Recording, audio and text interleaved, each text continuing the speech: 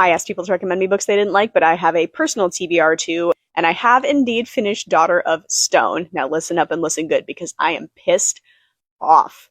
What do you mean that I have to wait until May to find out what happens next?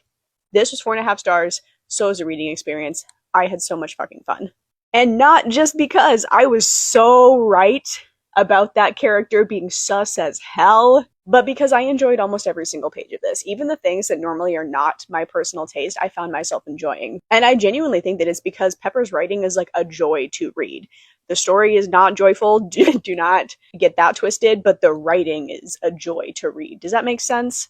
And like stylistically, it fit the tone and the pace of the story like perfectly.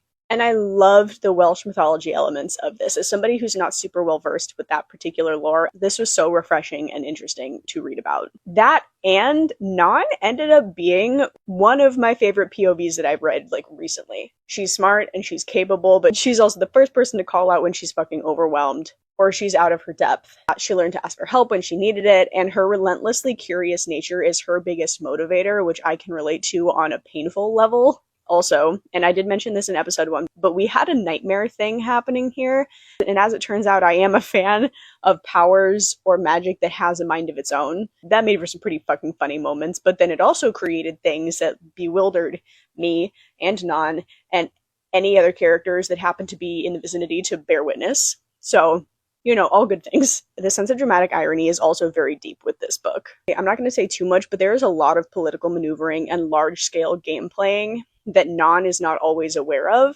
but that the reader can put together if you catch all the hints. I didn't feel I had to work too hard to do that, but there are still enough question marks to leave you feeling a little bit uncertain, and so the whole second half of the book, I'm sitting there with this sense of foreboding, like waiting for the other shoe to drop, and then when it finally did, it wasn't even a shoe, it was a fucking steel-toed boot.